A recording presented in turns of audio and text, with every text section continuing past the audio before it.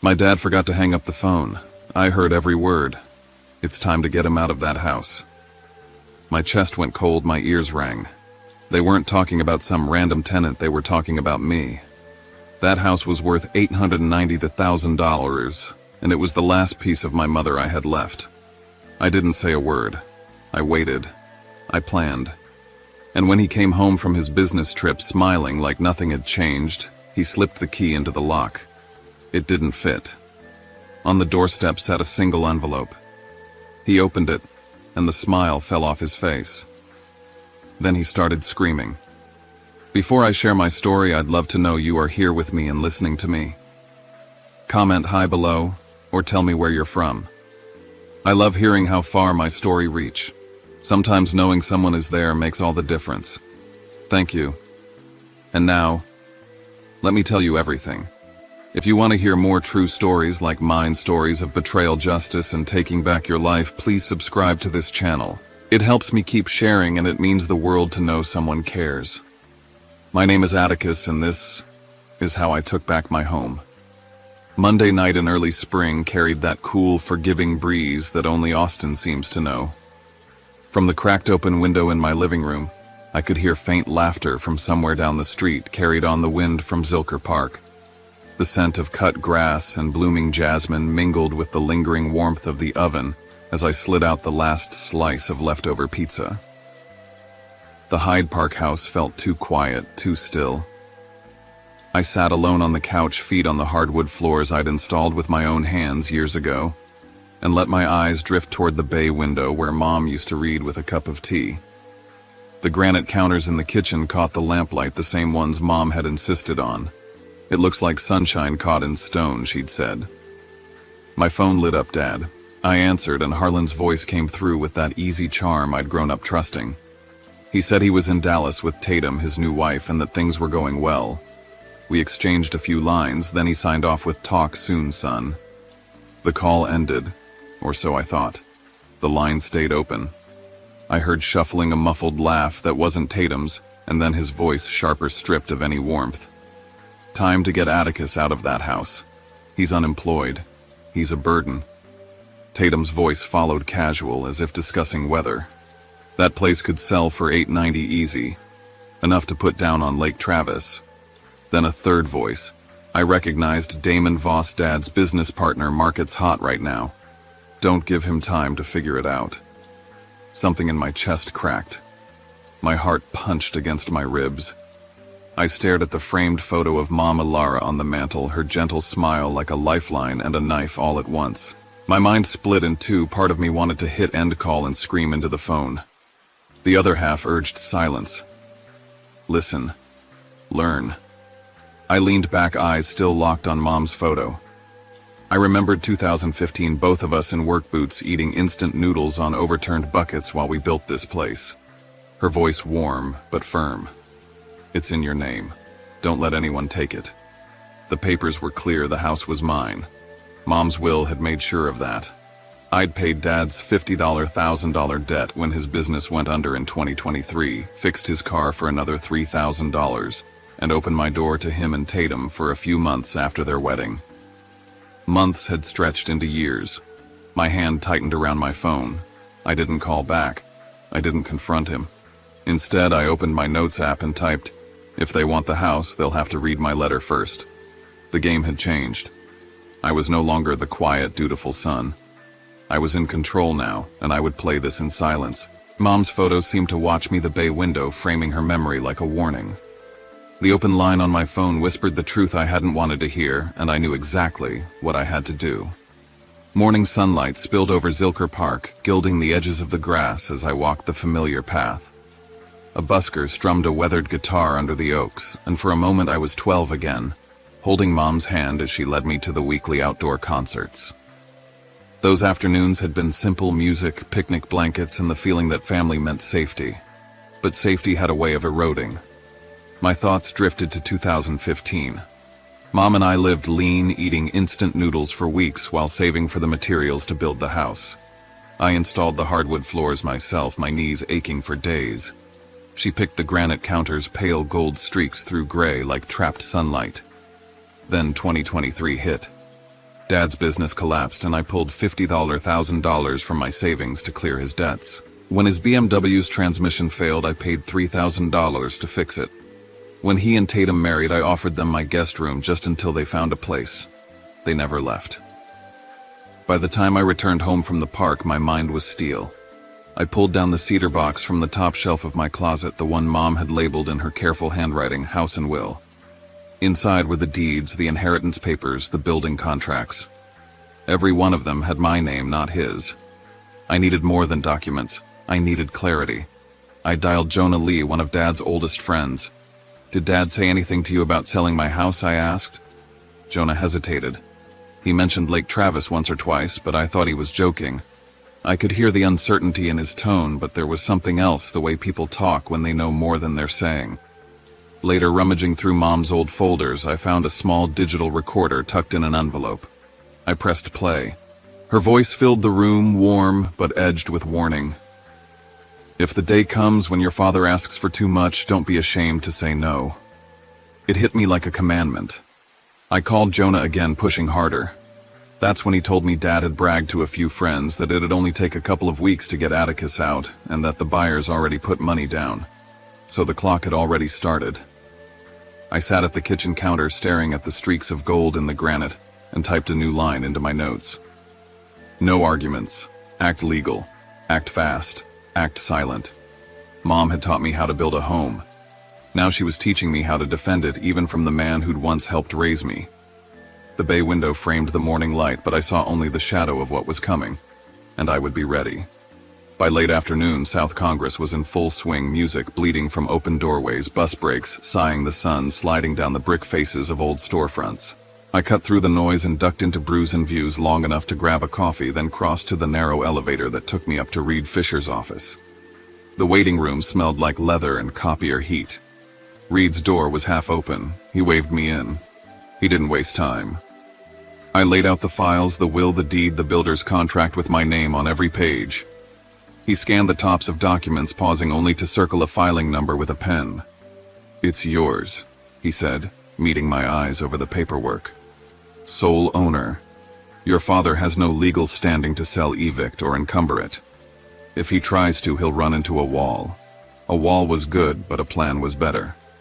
Reed leaned back, fingers steepled. "I'm going to make a few recommendations. First, change the locks if you feel unsafe or if you believe anyone might act without your consent. Second, avoid any confrontations.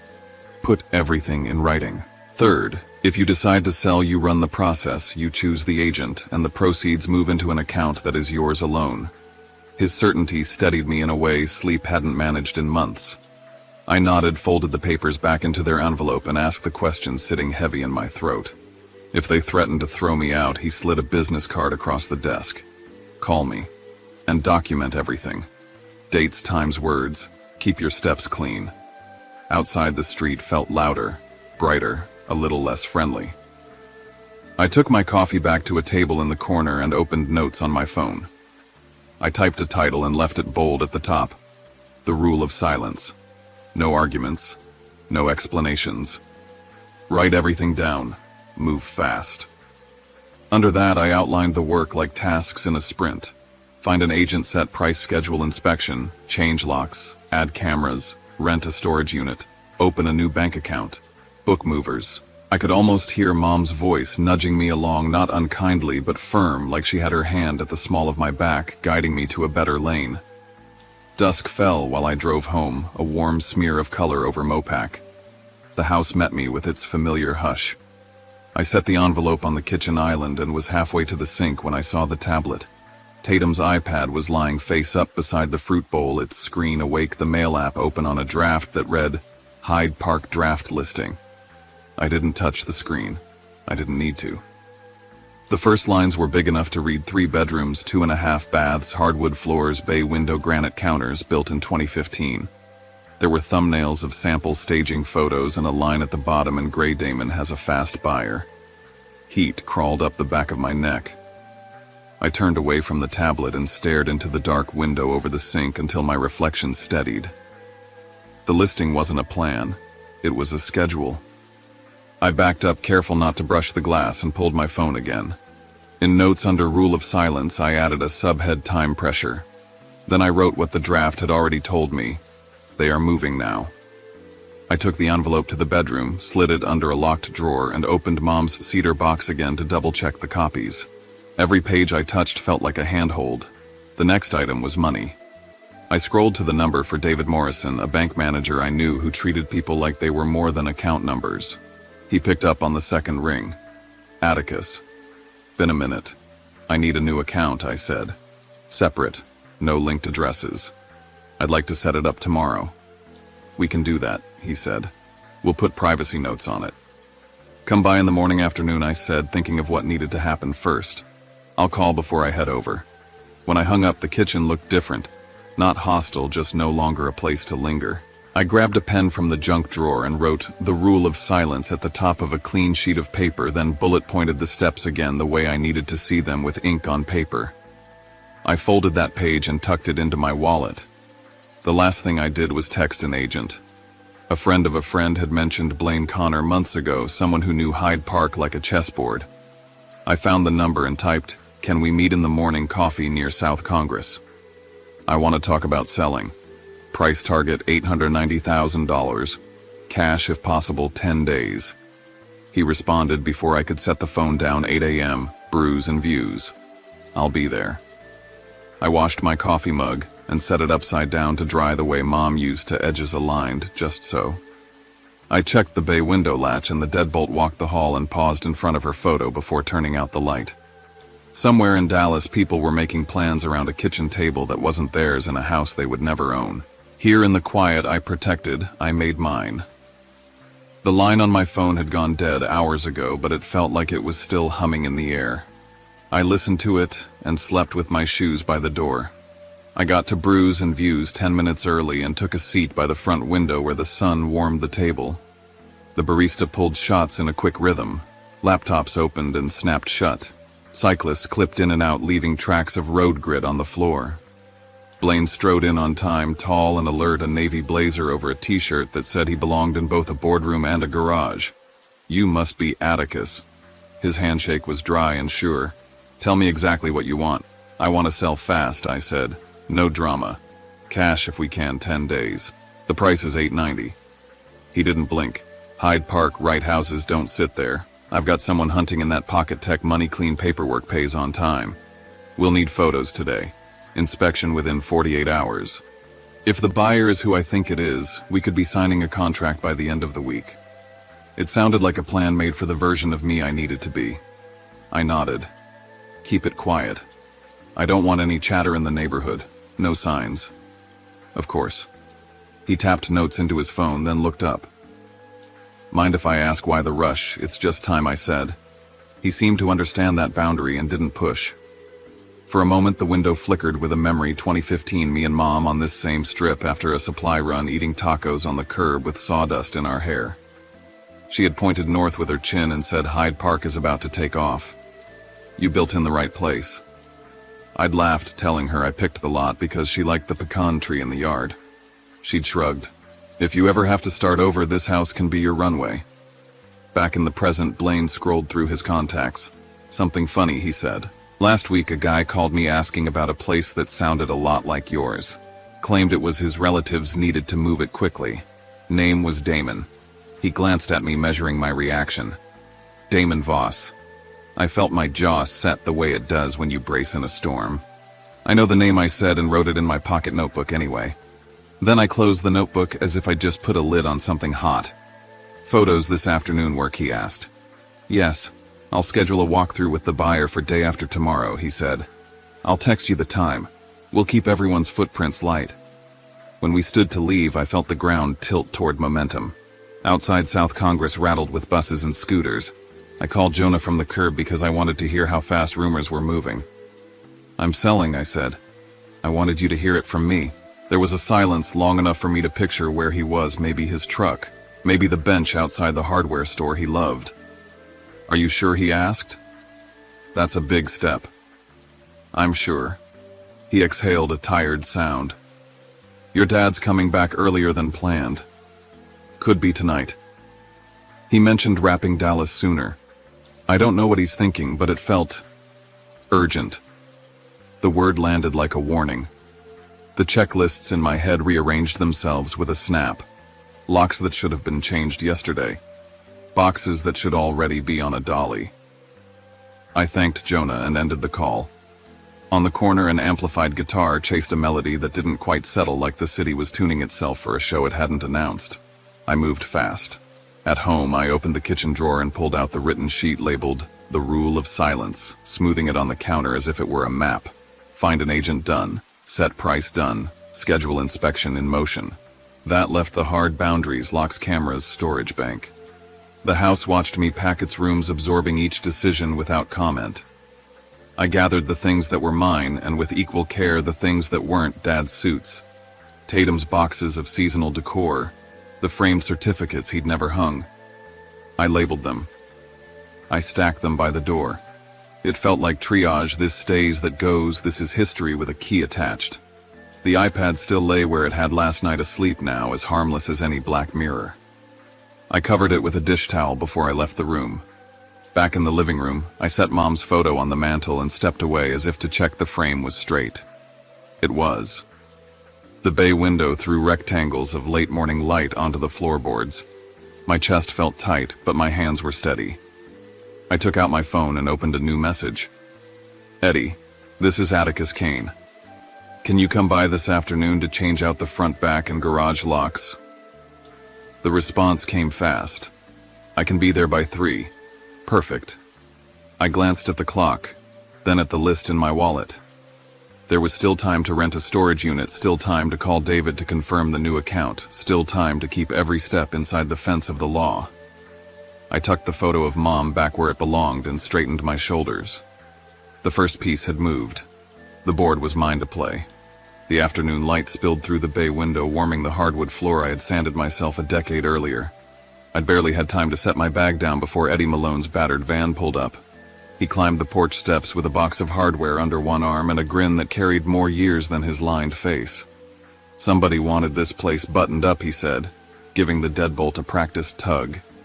His brows rose. Whoever put this in knew what they were doing. Not an amateur's work. Change everything, I told him.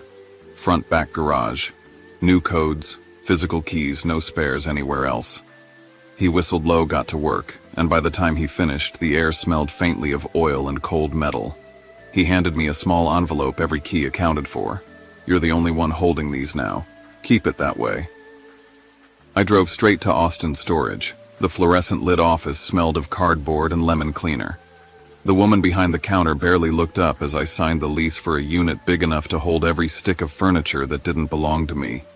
I walked the empty space, the metal door rattling in its frame, and imagined the echo of my father's voice bouncing off bare walls. Back home, I started in the kitchen, methodically pulling their dishes, gadgets, and cookware from cabinets. That's when I saw it, an envelope lying beside the coffee maker, not yet sealed. The bank's logo glared at me from the corner: loan pre-approval, Lake Travis property. Under the printed lines in neat black ink were 2 names: Harlan Kane and Tatum Reed. My pulse beat hard in my throat. They had already gone to a lender, and my house, my mother's house, was the silent guarantor. I set it aside and drove to the electronics store, returning with 2 cameras, one for the front door, one for the kitchen. The bay window's light faded to gold as I mounted the kitchen unit high in a corner, tucked just enough into the shadows to avoid notice. A test ping lit my phone. The feed was crisp, the microphone clear. Later, sitting at my desk, my email pinged again. The address was unfamiliar, the subject blank. The message read, Atticus, they won't stop. Don't trust anyone, not even Jonah. No signature, no clue who had sent it. I leaned back, letting the words settle into the quiet. The walls felt closer somehow. There was more than one game in motion here, and I was no longer sure how many players the board held. The new locks clicked behind me as I set the security system for the night. Tomorrow, the investor would walk through these rooms and the cameras would start recording every shadow. I told myself I was ready. Morning light broke clean across the granite counters, and I moved a cloth in slow circles over a faint watermark until it vanished. The air felt sharp, charged, like the space before a summer storm. Blaine arrived first, crisp in a navy blazer, the kind of man who could sell a house with his smile alone.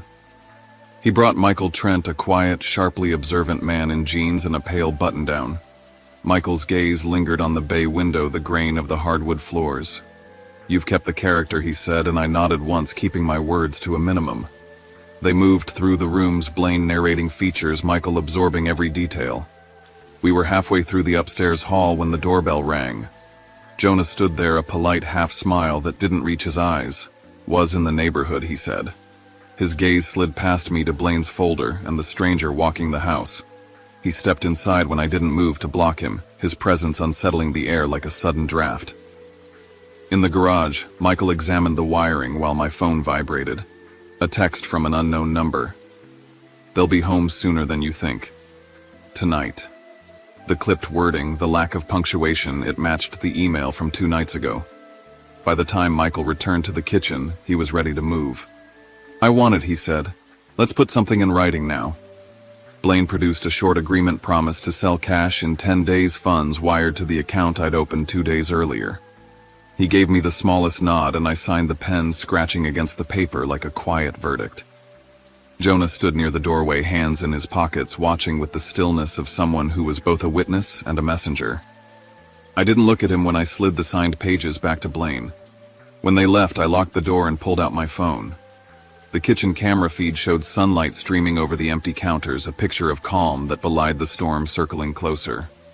Tonight they'd walk back into this house, believing they still held its reins.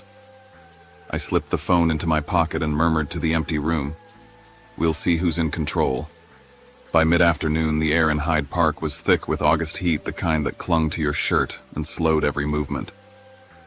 I rented a small box truck from a lot off Airport Boulevard, its interior smelling faintly of oil and dust. In the driveway, I began carrying out every trace of Harlan and Tatum clothing in garment bags, framed photographs I'd never been in, mismatched kitchenware they'd insisted on keeping here. I sorted it all into neat piles, clothing to the left, papers in bankers' boxes, decorative pieces wrapped in old linens. Each item felt like I was stripping a layer of history from the walls. Not my history, just the residue of theirs. Halfway through, Mrs. Harlow from across the street appeared at the end of the drive, leaning on her cane. "Does your father know you're doing this?" she asked. I kept my voice even. "He will." She hesitated, then lowered her voice. "I saw Tatum here last week, with Damon. They were measuring out by the fence." Her words hit like a cold hand at the back of my neck. Measuring meant plans, serious ones. When I stopped home between trips, the kitchen camera log showed a 5-minute gap earlier that day. No footage, no audio. I hadn't been home during that time. Everything was in place, but the interruption was enough to tell me someone had been inside. At dusk, my phone rang. David Morrison from the bank. "There's been a request to verify ownership of your property," he said. "From a Damon Voss. We refused, but you should know they're looking for an angle." Minutes later, another email arrived from the same anonymous address as before. "Don't be in the house when they come. Watch from a distance." By the time the last load was locked inside the unit at Austin Storage, I'd made my decision. Tonight I'd be at Sunset Manor with nothing between me and them but 2 lenses and a steady internet connection. It felt like tightening a rope around something that had fought me for years. I just hoped the knot would hold. Before leaving, I placed a single envelope in the middle of the kitchen table, angled the camera directly at it, and walked out without looking back. Night settled over the city in shades of blue and amber. I sat in my new apartment at Sunset Manor, laptop, opened both camera feeds live. One screen showed the front porch bathed in the glow of the street lamp. The other framed the kitchen table and its lone envelope. Beside me, a bottle of my mother's 2018 Bordeaux waited unopened, the corkscrew resting against the label. At 9:14 p.m., the front camera caught the headlights of a rideshare pulling away. Harlan and Tatum came into view, each dragging a suitcase. Harlan looked freshly sunburned, grinning as if the house itself would welcome him home. Tatum wore a tailored skirt and jacket, her expression already taut. Harlan tried his key first. Nothing. Then the code, still nothing. His grin faltered. From the audio, Tatum's voice snapped through. "When did you change the locks?" Harlan shook his head. "Impossible. This is my house." They moved out of frame, and seconds later the kitchen feed flared as Tatum hoisted herself through the back window, catching her skirt on the latch. She landed straightened and saw the envelope. Harlan joined her moments later. The microphone caught the sound of paper tearing. My voice in print spoke for me, Harlan Tatum. I heard your entire plan to remove me. This house has been sold for $890,000. The funds are mine. Your belongings are in Unit 204 at Austin Storage. The code is enclosed. You called me a burden. Consider this your lesson. Atticus. Harlan's voice rose into a raw shout. $890,000. Tatum spun on him. Lake Travis is gone. Damon's out of work and you believed he could handle this. Harlan froze. What do you mean out of work? You didn't know, she said, almost laughing. The cracks in their alliance widened the air between them, sharp as glass. Then Harlan, pacing, blurted out, "It was all for that loan. I was going to use this house as collateral, then sell it after." I leaned back in my chair, letting the confession soak into the audio file now stored in my cloud account. It was more than emotion, it was proof. On the kitchen feed, they sank into the old sofa my mother had chosen, their faces turned away from each other, the envelope limp in Harlan's hand. The room seemed smaller around them. I reached for the Bordeaux, poured a measure into the glass, and held it up to the glow of the screen. It wasn't victory in the way I'd once imagined, but it was justice enough for now. When the glass was half empty, I closed the laptop, the image of them collapsing into silence, fading into black. "End of round one," I said quietly, and the apartment held the words like a promise. The morning light in Sunset Manor had a clean, almost fragile quality spilling across the small dining table where my laptop sat open. I replayed the footage from the night before, isolating 3 clips and saving them to a locked drive, Harlan and Tatum failing to open the door. The argument that exposed Damon's unemployment and Harlan's admission about the loan and using the house as collateral. I drafted a short email to Reed Fisher, my attorney, attaching the files. Only use if they threaten legal action or attempt to smear me. His reply came within minutes. With this, they can't win anything in court. Harlan's number flashed on my phone twice before noon. The first voicemail came sharp and venomous. "You'll regret this." Hours later, his tone had softened. "I just want to talk." I didn't respond. Silence was my only currency now, and I intended to keep it. By mid-afternoon, Jonah's name appeared on my screen with a message. I told them not to mess with you. Sorry I didn't step in sooner. I left it unread, a choice as deliberate as any spoken word. At Austin Storage, I inspected their unit, checking the stacks of boxes and furniture, then adding my own lock to the rolling door. Later, I sent Harlan and Tatum a single-line text, the address, the unit number, and the code. Nothing else. That evening, an email from the anonymous sender arrived, short, final. They'll try to find a way back in. Don't let them know where you live. Keep your distance. The phrasing tugged at a memory from my old startup days, but I let the thought go. Some things didn't need unmasking. Everything was in place, evidence secured, finances. Untouchable, the exit path sealed. I wasn't interested in mediation or second chances. The line was drawn. I closed the laptop, wrapped my hands around a mug of coffee, and looked out past the thin white curtains. Now, I said to the quiet room, this is the real beginning. A week after the house sold, my apartment had taken on the feel of permanence, orderly, spare sunlight falling across my desk where sketches for a new app interface filled the screen. The hum of traffic on the street below was softer here, like the city was content to breathe without intruding. My mornings started with a walk through Zilker Park, the trails lined with runners, the distant sound of a band rehearsing somewhere in the shade. By noon, I'd stop at Brews and Views, where Sienna behind the counter greeted me by name and asked. The usual, I'd nod, and the ritual would settle into my day like an anchor. The work I'd taken on a freelance contract for a small Austin startup was light compared to my old schedule, but it was mine alone. No shared accounts, no silent partners. Midweek, Jonah texted again. They're renting a short-term place. Lake Travis deal fell apart. Damon left town. The message carried no apology, no accusation, just bare facts. That Friday, walking down South Congress, I saw Harlan across the street. He was standing in front of a storefront, hands in his pockets. Our eyes met for a moment, long enough to register recognition, but not enough to pull either of us closer. We exchanged a single nod and moved on. That night, I uncorked the Bordeaux 2018, poured a glass, and set my mother's photograph on the table. I did the right thing, I told her. The words landed without the rush of triumph, only the steadiness of knowing the boundaries had held. I felt lighter not because I'd won, but because the threat to my home, my finances, my peace of mind was gone. Freedom didn't shout, it simply existed. The Bordeaux marked the end of the old chapter. Zilker's morning trails marked the start of the new. The cafe, the walks, the slow construction of a life that was mine. Each was a quiet declaration that I wasn't going back. Some lessons stayed with you. Greed could unravel a family, but self-reliance and clear boundaries could keep you whole. Justice wasn't always loud. Sometimes it was silence that lasted. I closed my laptop, stepped onto the balcony, and looked out at Austin's lights flickering against the night. A new life, I said to the skyline. Written by me. That night, after the last box had been pushed into the corner of my new place, I stood by the window and watched the lights of Austin flicker against the dark sky. The city seemed alive, but in a way that didn't press against me. It breathed around me, not on me. For the first time in months, maybe years, my chest felt light. No footsteps from down the hall to make me tense. No whispers in another room that I couldn't quite hear, but knew were about me. No silent accounting of every glance, every locked door, every accidental missing item. Just me, the hum of the fridge, and a cup of coffee cooling in my hands.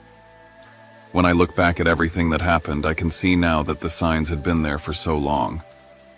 I just didn't want to believe them.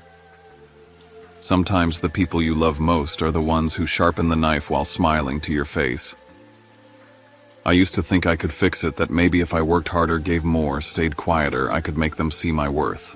But the truth, people who measure your value only in what you can give them will never run out of ways to take. The hardest thing I learned wasn't how to set boundaries. It was learning to keep them even when it hurt. Walking away from my father wasn't a clean, proud stride. It was slow, shaky, and full of moments where I wanted to turn back just to hear him say one kind word. But I didn't. And that's why I can stand here now in a place that is mine without owing my peace of mind to anyone else. If there's anything my story can give you, it's this. Pay attention to the small fractures before they become fault lines. Don't wait until someone has you cornered to remember that you can walk away. Your safety, your dignity, your sanity, they are worth more than any property, any relationship, any promise of love that comes with conditions. And if you think you can't start over, I promise you, you can. I learned that justice doesn't always mean dragging someone into court or winning a loud victory. Sometimes it's as quiet as locking the door for the last time and walking into a life where they have no keys. It's in knowing you still have your name, your self-respect, and the truth, and that you don't need them to recognize it for it to matter. I'm not here to tell you it was easy. I lost more than a house. I lost a version of myself that still believed every problem could be solved with more patience, more loyalty, more understanding. I lost the illusion that family is always a safe place. But I also found something that makes up for all of it, the certainty that my life is mine, and I will never again hand it over to someone who sees me as an obstacle instead of a person. If you've been in a place like this, if you've had to stand up to someone you thought you'd never have to fight, you're not alone. And if you're still there wondering whether it's worth it to take that first step out, I'm telling you, it is. Even if it's messy. Even if it means letting go of the apology you'll never get. Before I go, I want to thank you for listening to me. Stories like this aren't easy to tell, but knowing someone out there might hear it and feel less alone makes all the difference. If you felt something in my words, if they reminded you of your own strength or gave you the push to protect yourself, I hope you'll subscribe to my channel. Not because numbers matter, but because maybe one day you'll need another reminder, another story that tells you it's okay to choose yourself. Hit that subscribe button and stay with me here. Let's build a place where stories like ours aren't whispered in secret, but spoken out loud without shame.